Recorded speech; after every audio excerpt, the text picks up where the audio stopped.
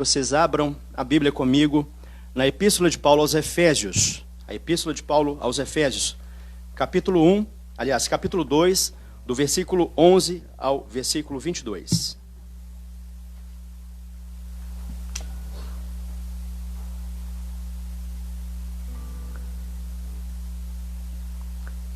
Enquanto você abre a sua Bíblia na Epístola de Paulo aos Efésios, no capítulo 2, do versículo 11 ao versículo 22, eu quero dizer que essa carta é uma carta que foi escrita da prisão, enquanto Paulo, o apóstolo Paulo, discípulo de Cristo Jesus, estava preso em Roma, e ele escreve essa carta juntamente com mais 3 cartas, chamadas cartas da prisão.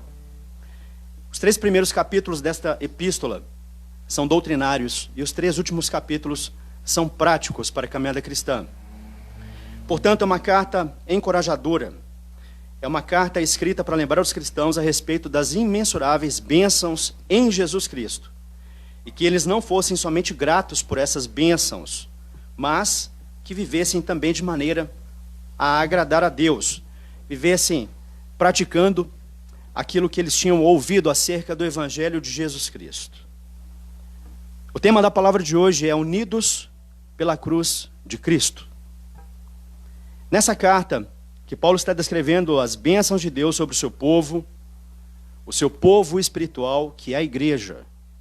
No capítulo 1, ele menciona a grandiosa obra da salvação que foi elaborada por Deus Pai, executada por Deus Filho e aplicada pelo Espírito Santo de Deus através da pregação do Evangelho.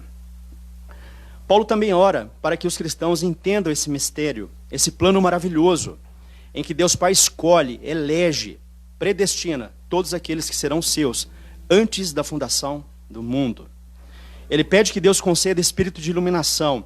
Ele pede que o Espírito Santo de Deus dê entendimento para que os cristãos possam compreender a riqueza de sua herança.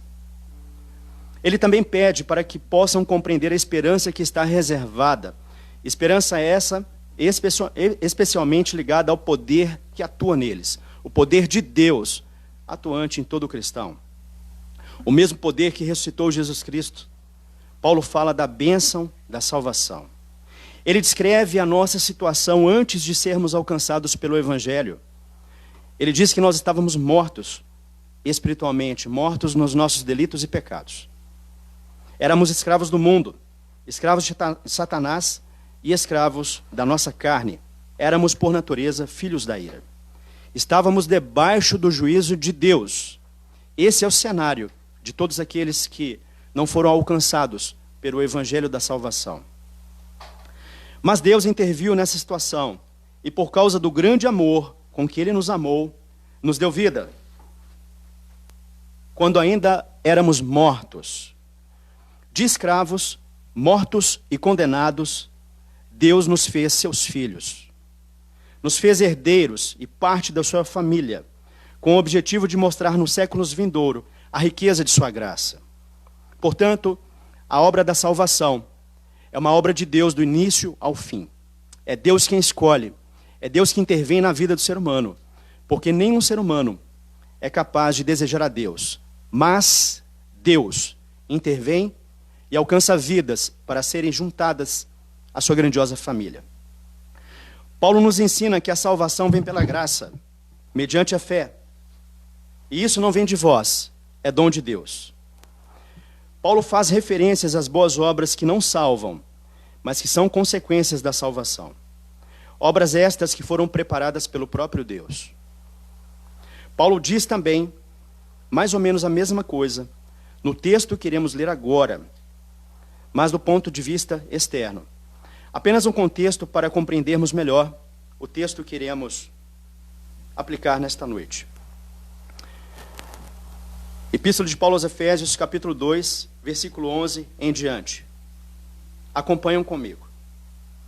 Portanto, por tudo isso que foi dito, por tudo isso que vocês aprenderam, portanto, lembrai-vos de que outrora, vós gentios na carne, chamados incircuncisão por aqueles que se intitulam circuncisos, na carne por mãos humanas. Naquele tempo, estáveis sem Cristo, separados da comunidade de Israel, e estranhos às alianças da promessa, não tendo esperança e sem Deus no mundo. Mas agora, em Cristo Jesus, vós, que antes estáveis longes e fostes aproximados pelo sangue de Cristo, porque Ele é a nossa paz, o qual de ambos fez um, e tendo derrubado a parede de separação que estava no meio, a inimizade, aboliu na sua carne a lei dos mandamentos na forma de ordenanças, para que dos dois criasse em si mesmo um novo homem, fazendo a paz e reconciliasse ambos em um só corpo com Deus. Ele fez tudo isso por intermédio da cruz, destruindo por ela a inimizade, e vindo, evangelizou paz a vós outros, que estáveis longes, e paz também aos que estavam perto. Porque por ele, ambos temos acesso ao Pai, em um Espírito. Assim já não sois estrangeiros e peregrinos, mas concidadãos dos santos, e sois da família de Deus, edificados sobre o fundamento dos apóstolos e profetas, sendo ele mesmo Cristo Jesus, a pedra angular, no qual todo o edifício, bem ajustado, cresce para o santuário dedicado ao Senhor, no qual também vós, juntamente estáis sendo edificados para a habitação de Deus no Espírito. Até aqui o texto. Vamos orar. Senhor Deus, amado Pai, nós pedimos a Tua bênção nesta noite, e que a Tua palavra, faça toda a diferença nos corações que estão recebendo, ó Deus, a Tua semeadura.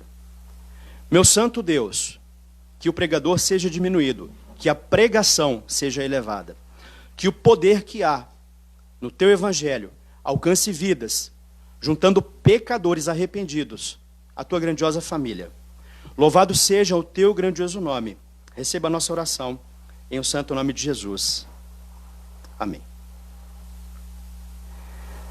Meus irmãos, esta passagem é uma passagem muito rica, porque Paulo nos traz aqui uma preciosidade acerca de um povo que estava separado, um povo que estava distante de Deus, um povo que estava sem Deus no mundo. Que tristeza, que solidão pensar nisso. Um povo sem Deus no mundo. Pessoas que respiram, se alimentam, possuem o seu cotidiano, a sua vida, mas que estão sem Deus no mundo. Um cenário triste, um cenário vazio. Ele fala de como nós estávamos afastados de Deus, como indivíduos, sem Deus no mundo. E Deus, na sua graça, veio nos buscar, nos dando vida. Mas há outra dimensão aqui, que precisa ser explicada e explorada. Deus fez mais do que isso, muito mais do que isso em nós. Fazemos parte de um povo completamente estranho ao povo de Deus, ao povo que Deus havia escolhido no Antigo Testamento. Somos aquilo que na Bíblia se designa como gentio, ou seja, uma designação para toda raça que não é judia. Nesse capítulo, Paulo fala como Deus acabou essa distinção entre judeus e não judeus. E agora, ele tem somente um povo. A mesma obra de Cristo Jesus, que nos trouxe até Deus pela fé, também quebra a barreira da separação entre judeus e gentios. Deus, então, faz um novo povo, um povo único. É sobre essa verdade absoluta que nós iremos compartilhar essa noite. Um povo para seu louvor. Esse povo, a própria igreja de Cristo, a família de Deus. E essa doutrina tem implicações muito sérias para nós, como indivíduos e também como igreja. Vamos começar lembrando essa separação entre gentio e judeu. Séculos antes de Cristo, Deus chamou um homem chamado Abraão. Ele morava em Ur dos Caldeus, na Mesopotâmia. Um dia Deus apareceu e fez uma promessa a Abraão. Sai da tua terra, da tua parentela, e vai para uma terra que eu te mostrarei. De ti farei uma grande nação. Serei o Deus de vocês e de sua descendência. Essa foi a promessa de Deus. E de sua descendência virá alguém em que eu abençoarei todas as nações da terra. E Deus, da descendência de Abraão, trouxe à existência a nação de Israel. Deus poderia ter escolhido na sua soberania o faraó do Egito. Poderia também ter escolhido Nabucodonosor, chefe dos babilônios. Ele poderia ter feito isso. Deus, na sua soberania, poderia ter escolhido uma nação que já se considerava uma nação forte. Aleluia. Mas ele não fez isso. O que Deus fez foi escolher exatamente um povo insignificante. Um povo liderado por patriarcas que conduziam seus rebanhos na terra de ninguém. Que não tinham lugar nem para ficar. Deus é quem prometeu uma terra para eles. Soberanamente, Deus escolheu a nação de Israel. Deus é soberano. Entre todas as nações da terra, somente vocês eu escolhi. Isso está em Deuteronômio 7:6. Quando Deus escolhe Abraão e os seus descendentes, Deus faz uma aliança. E essa aliança incluiria a circuncisão, que era um símbolo externo desse acordo. Deus entregou o seu culto dizendo: eu sou assim. Eu sou espírito e não tenho forma. Esse culto que esses povos estão prestando, segundo sua própria imaginação, não passa de ilusão. Eu sou o único Deus verdadeiro e todos aqueles deuses são falsos. Esses povos estão condenados porque eles me rejeitam. Porque eles adoram outros deuses e são corrompidos. Vou dar a vocês as minhas leis. Esses povos não conhecem estas coisas. Esses povos estão imersos na ignorância, na idolatria, na imoralidade. Eles desejam se distanciar do Deus vivo e verdadeiro. Estão condenados ao inferno eterno, por sua própria culpa. Mas vocês têm a verdade e devem ser luz para as outras nações. Então temos aqui dois povos, judeus e não judeus. É exatamente isso que Deus fez no Antigo Testamento.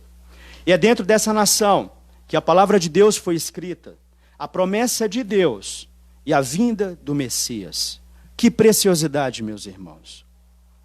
Então, quais eram as chances de um povo estranho, como nós brasileiros, de sermos salvos e participarmos do plano da redenção?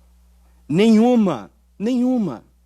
De fato, o único Deus verdadeiro não se revelou a mais ninguém, a não ser a nação de Israel. Esse foi o plano inicial de Deus. Porém, com o tempo, infelizmente, os levou a uma espécie de exacerbação. O alvo de Deus era incutir no povo de Israel a noção de santidade, de separação do pecado e do mundo, um povo pertencente a Deus. Todas aquelas leis com o objetivo de ensinar aquele povo quem era Deus. Um povo que deveria aborrecer o pecado. A circuncisão, por exemplo, era apenas um símbolo de uma conversão interior. Tudo aquilo apontava para o que hoje nós conhecemos como cristianismo. Mas estava em figura, estava em símbolos. Havia toda essa separação, mas era didática. Como objetivo, mostrar quem era Deus, o nosso pecado e a necessidade de um Salvador. Quando Cristo veio ao mundo, os judeus haviam exacerbado essa diferença. Em vez de entender que era um grande privilégio, eles se vangloriavam da circuncisão e da lei, menosprezavam outros povos, quando na verdade o plano de Deus era para que eles dessem e fossem bênção, um canal de bênção para outras nações. Esse era o plano de Deus. E a vinda de Cristo mudou radicalmente essa situação. Por isso, unidos pela cruz de Cristo. Paulo estava escrevendo para uma igreja que é composta de judeus e não judeus. Acompanhe agora comigo, do verso 11 ao verso 12. Portanto, lembrai-vos de que outrora, vós, gentios na carne, chamados incircuncisão por aqueles que se intitulam circuncisos, na carne por mãos humanas, naquele tempo estáveis sem Cristo, separados da comunidade de Israel e estranho às alianças da promessa, não tendo esperança e sem Deus no mundo. Portanto, lembrai-vos, sem Cristo, sem um Salvador e Libertador, sem um propósito ou destino de uma vida, sem um propósito divino para a vida, separados da comunidade de Israel, estranhos às alianças de Deus, às promessas de Deus, sem esperança nenhuma, sem Deus no mundo. Embora os gentios tivessem muitos deuses, não reconheciam o verdadeiro e único Deus, porque não queriam. Essa era a verdade. Eles estavam sem Cristo, sem o Messias. Eles não conheciam a salvação. Eles adoravam deuses que era fruto da sua própria imaginação. Eles não conheciam o Salvador do mundo. E aqui, meus irmãos, um ponto, porque até hoje, muitos tentam fazer um Deus da sua própria imaginação. Há um anseio interno, um vazio que consome o ser humano, uma necessidade de evidenciar um ser superior. Existe isso em nós, incontido em nós. Mas o mundo não reconheceu. O mundo não reconheceu, porque eles adoravam deuses que eram fruto da sua própria imaginação. Tentavam fazer caminhos até Deus, quando o caminho até Deus é feito e somente feito pelo próprio Deus.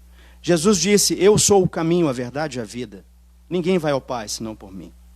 Eles não conheciam o Salvador do mundo, estavam separados da comunidade de Israel, aquela comunidade que Deus soberanamente elegeu para ser o povo da verdade, o povo que receberia a sua revelação.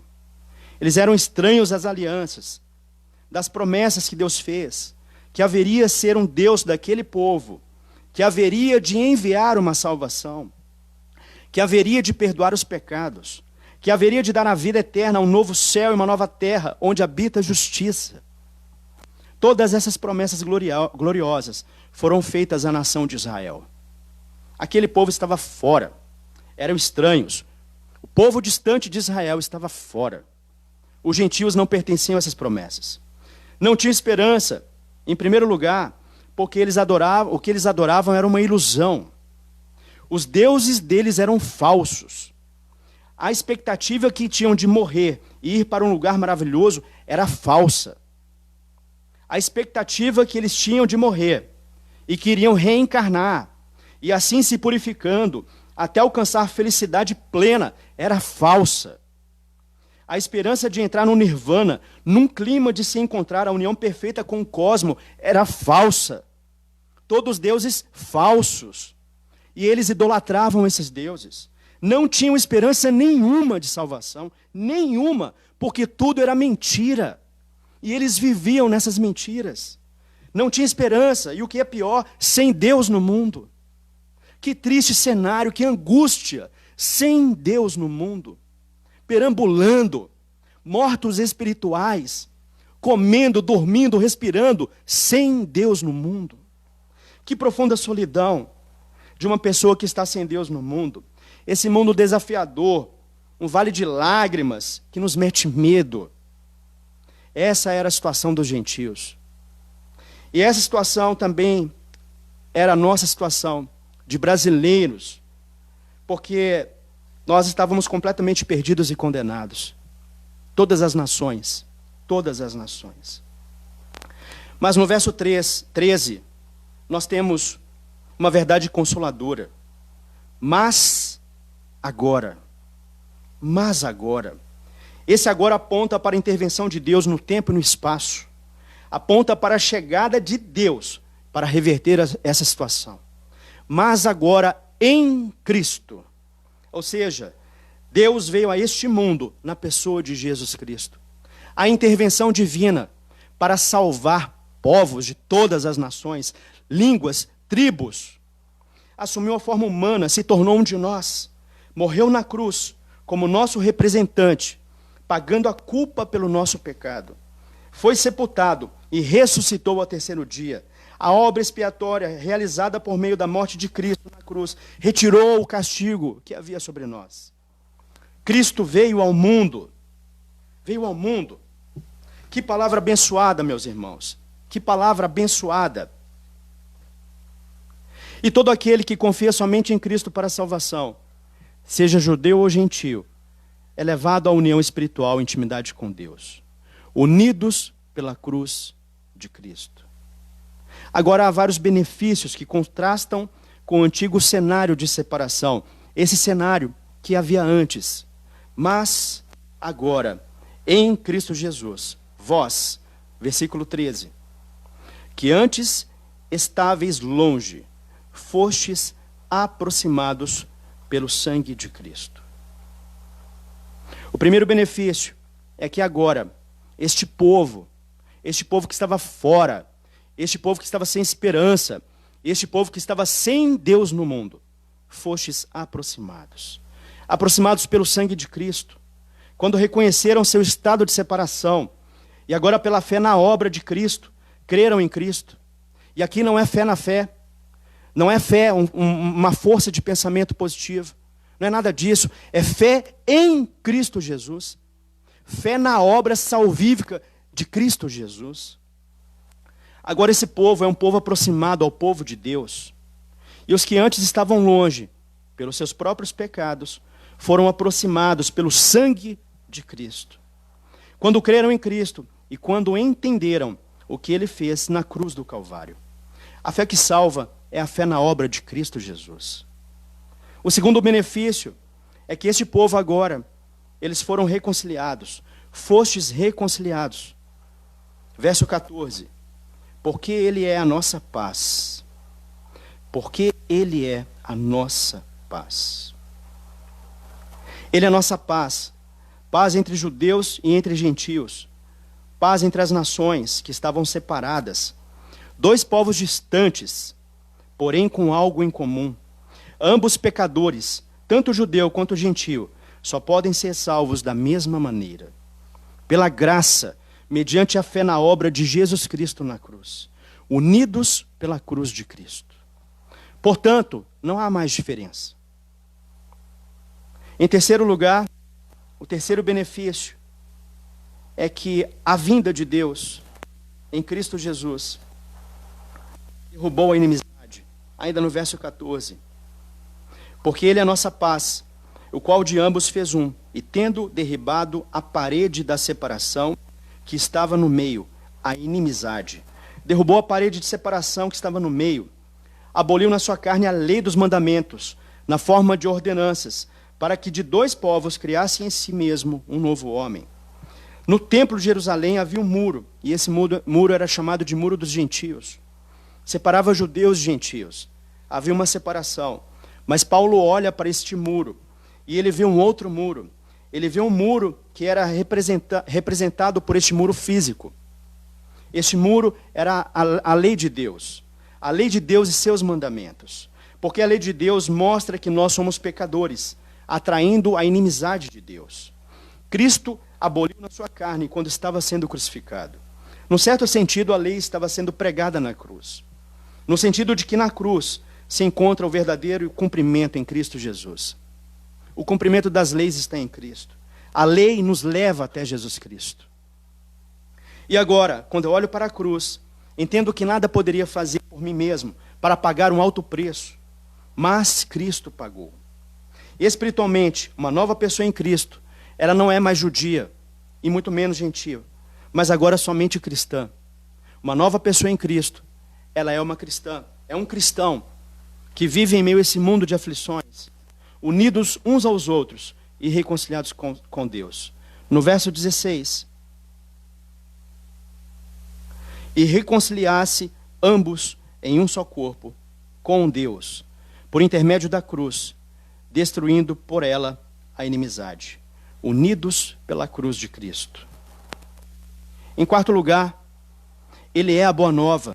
No verso 17, vindo, evangelizou paz a vós outros, que estáveis longes, e paz também aos que estavam perto.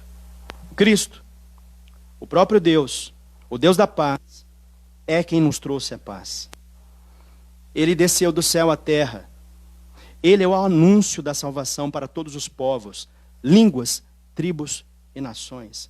Você pode se alegrar nessa noite. Se você está escutando, se você está recebendo essa mensagem da palavra de Deus, é porque certamente Deus tem um alvo para a sua vida. Ele veio, Ele é o anúncio da salvação para todos os povos, línguas, tribos e nações. Que privilégio termos acesso à mensagem da salvação. Que privilégio de sermos alvos da mensagem que nos traz a paz com Deus. E no verso 18, nós também tivemos acesso ao Pai, porque por Ele, ambos temos acesso ao Pai em um Espírito. Nenhum pecador tem qualquer direito ou merecimento em si mesmo para ter acesso ao Pai, para ter acesso a Deus. Porém, esse direito foi concedido aos cristãos na cruz do Calvário. E para todo aquele que crê que a morte sacrificial de Cristo é o suficiente, Nada podemos fazer, mas Cristo fez tudo por nós. Temos agora acesso ao Pai, por intermédio de Cristo Jesus, sem mediação humana, sem necessidade de sacrifícios. Porque Cristo é o intermediador. E na cruz de Cristo, nós temos acesso ao Pai, por meio da cruz de Cristo. Assim já não sois mais estrangeiros. Louvado seja o nome do nosso Deus. Louvado seja o nosso Deus. Louvado seja o nosso Senhor Jesus Cristo. Já não somos estrangeiros, vagando por esse mundo sem esperança e sem Deus no mundo. Mas somos concidadãos dos santos. Agora sois da família de Deus. No verso 19, assim já não sois estrangeiros e peregrinos, mas concidadãos dos santos. Sois da família de Deus. Que Deus maravilhoso que nos concede uma nova pátria composta por nações dos santos, ou seja, imperfeitos, porém separados por Deus. Nos concede uma nova família, uma família composta por várias raças, tribos, línguas e nações, redimidas pelo sangue de Jesus Cristo. A família dos remidos, gaúchos, mineiros, paulistas, cariocas, todos. E ele continua dizendo, no verso 20, edificados sobre o fundamento dos apóstolos e profetas, sendo ele mesmo Cristo Jesus, a pedra angular. Pátria, família e edifício. Que imensuráveis bênçãos, meus irmãos. Éramos distantes de Deus, sem Deus no mundo. E Deus nos inclui na sua própria família. O Deus encarnado, que desceu e caminhou no meio de pecadores, realizando a obra que somente Ele poderia fazer, pagando o preço que somente Ele poderia. E quando olhamos para a cruz de Cristo, somos unidos, juntados, e agora fazemos parte da sua família. Você crê nessa verdade? Você crê que Cristo Jesus pagou o preço que você não poderia pagar na cruz? Pátria, família e edifício. E essa é a razão pelo qual não deveria ter distinção entre nós, distinção de raça, de cor, de status social, financeiro. Não deveria, irmãos. É um grande erro. Porque o plano de Deus era exatamente esse, de fazer um novo povo, um povo unido por algo tão forte que as diferenças fossem superadas. Unidos pela cruz de Cristo. De tal maneira que se tenha de haver um povo unido sobre a face da terra, esse povo é o povo de Deus. Esse povo, esse novo povo, povo que o próprio Deus tem unido. E finalizando, no verso 21, parte B e 22, acompanhem comigo. No qual todo edifício, bem ajustado, cresce para santuário dedicado ao Senhor, no qual também vós, juntamente estáis sendo edificados, para a habitação de Deus no Espírito Santo. Cresce para santuário dedicado ao Senhor, no qual também vós, juntamente, estáis sendo edificados para a habitação de Deus no Espírito. Essa é a razão de ser igreja. Porque nós nos reunimos como igreja, essa é a razão. Porque estamos juntos e caminhamos juntos, essa é a razão. Porque desejamos caminhar juntos, existe um desejo que antes não habitava nos nossos corações, essa é a razão. Essa é a razão. Porque nós estamos sendo a semelhança de um edifício construído pelo próprio Deus, fundamentados e ajustados na sua palavra. Na sua palavra. E todo novo cristão é uma nova pedra neste templo de Jesus Cristo. A igreja, o corpo de Cristo, formado pelos crentes. Deus está no processo, está juntando o seu povo, chamando pecadores ao arrependimento. Por isso, arrependei-vos. Deus está edificando a sua igreja através da sua palavra. Somos o edifício de Deus e Ele está construindo para a sua habitação no Espírito Santo. A palavra arrependimento, ela precisa ser compreendida de que talvez o maior erro, e certamente o maior erro do ser humano, é inventar o seu próprio Deus, segundo a sua imaginação, dando as costas para o Deus verdadeiro, porque a palavra de Deus está sendo anunciada. Então arrependa-se de buscar em falsos deuses aquilo que somente o Deus da Bíblia, o verdadeiro Deus, traz como oferta, salvação da sua alma, tirando você da ira vindoura de um Deus que é justo, misericordioso, mas pleno justiça. E essa obra não irá se completar até que cada pessoa que deverá crer o tenha feito. Que maravilha! Unidos pela cruz de Cristo. E aqui eu gostaria de fazer algumas aplicações diante dessa palavra, da palavra de Deus para os nossos corações nessa noite. A primeira delas é a unidade. Por tudo isso que foi dito, tudo isso que foi dito em nome de Jesus Cristo, e o que Cristo fez, e o alvo de Deus, você deveria tolerar o seu irmão. Você que é igreja, você deveria aprender a perdoar o seu irmão. Você deve fazer isso. Nós somos irmãos em Cristo, co-cidadãos da pátria celestial. Somos da família de Deus. Portanto, se tem um povo que deve ensinar pelo exemplo, esse povo é a igreja. É a igreja. Muitos estão nos olhando, e importa sim que vejam Cristo em nossas vidas. E qual é o Cristo que você tem apresentado? Não seja apenas ouvinte, mas praticante da palavra.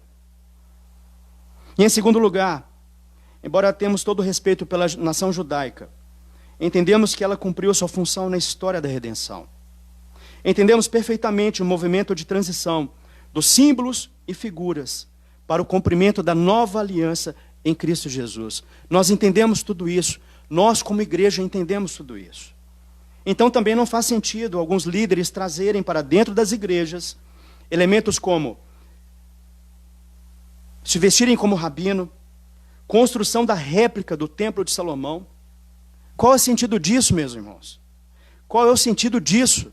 Pois a verdadeira marca de uma igreja de Cristo é a fundamentação da igreja na sua própria palavra. A verdadeira marca de uma igreja de Cristo é o fundamento que está alicerçado na sua palavra. Na palavra, na forma como Deus desejou revelar a nós, através da Bíblia Sagrada. É aqui que Deus se revela. É aqui. Em terceiro lugar, a igreja não é o lugar onde vamos. É quem somos, quem nos tornamos, diante da soberania de Deus. Somos a habitação de Deus. Por isso, você que é igreja, não sofra tanto nesse momento, por não poder estar no templo, no prédio. Temos saudades, irmãos. Isso é natural. Todos nós temos essa saudade. Isso é natural. Somos igreja para caminharmos juntos. Acabamos de aprender isso. A palavra de Deus nos ensina isso. Porém, diante da circunstância, nós estamos impedidos. Existe uma realidade à nossa frente, um grande desafio. Estamos impedidos de irmos até a igreja, mas extremamente encorajados a sermos igreja. Então seja igreja, não perca tempo, compartilhe da palavra de Deus com o mundo. Essa é a nossa missão. Faça isso, seja um instrumento de bênção, não seja apenas ouvinte, mas praticante. E você pode começar isso dentro do seu próprio lar. Dentro do seu próprio lar. Daqui a pouco isso tudo vai passar, mas até então, quando Deus permitir que voltemos ao nosso prédio, voltemos ao lugar que nos juntamos com alegria, com regozijo, nos alegremos na presença de Deus, Ele continua sendo a nossa alegria, a nossa fonte de esperança. É Ele. E Ele deve habitar nossos corações. Ele deve habitar, irmãos. Em quarto lugar, existe um movimento no Brasil e no mundo, chamado de desigrejados. Resumindo, trata-se de um pessoal, de um número de pessoas que ficam em casa assistindo vídeos de pregações e não desejam se juntar à família de Cristo. Nesse momento, em especial, em função da pandemia, este é um veículo abençoador que Deus tem nos proporcionado. A internet ao alcance da igreja também. Imagina se não tivéssemos este canal. Mas, prove a Deus, nós temos esse canal agora. Então é uma exceção, irmãos. Eu não quero dizer aqui que boas pregações, boas palavras, instruções através da internet não sejam bênçãos. Mas nada pode substituir o culto presencial. Nada pode substituir. Nós somos escolhidos para estarmos juntos, para caminharmos juntos, para cantarmos hinos juntos, para nos alegrarmos juntos, para sofrermos juntos. Isso acontece quando nós nos juntamos ao povo de Deus. Na verdade, é Ele que faz isso conosco. E agora nós desejamos, como eu disse anteriormente, sabemos que pregações edificantes, vídeos edificantes contribuem para o nosso crescimento espiritual. A internet está aí, irmãos, para o bem e para o mal. Porém, como eu já disse, nada pode substituir o culto público e presencial da Igreja de Cristo Jesus. Acabamos de aprender que um dos objetivos do sofrimento de Cristo foi juntar um povo para a comunhão dos santos. Por isso, é importante estarmos juntos com a igreja, participarmos dos cultos, celebrarmos a ceia, presenciar e se alegrar com os membros que chegam ao batismo nas águas. Isso faz parte, é a nossa essência, a marca de uma igreja fiel. Homens e mulheres, idosos e crianças, que desejam se juntar, estarem juntos, ouvindo a palavra de Deus, cantando louvores, sendo pastoreado, acompanhado e instruídos. Mas isso faz com que eu quebre o ídolo que existe dentro de mim. Esse é o maior vilão do ser humano. A autossuficiência, o egocentrismo e o Deus da nossa imaginação. Por isso, se você deseja ouvir a palavra de Deus, você deve desejar estar com a igreja. Você deve desejar caminhar com a igreja. Fomos unidos pela cruz para sermos igreja de Cristo. Um só povo, o povo de Deus. E se você deseja Cristo, se você verdadeiramente deseja Jesus Cristo na sua vida, você deve desejar ser igreja de Jesus Cristo. Caminhar junto, em unidade, debaixo de uma liderança séria e comprometida com a palavra de Deus.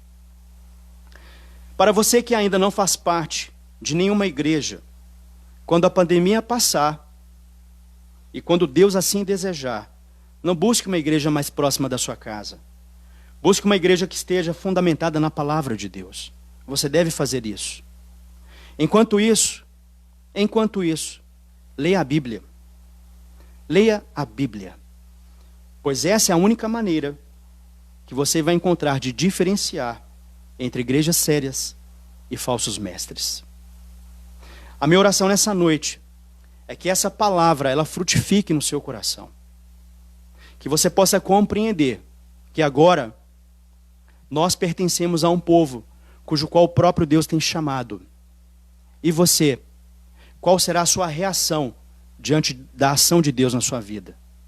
Você que está ouvindo essa mensagem, jamais poderá dizer que Deus nunca falou contigo.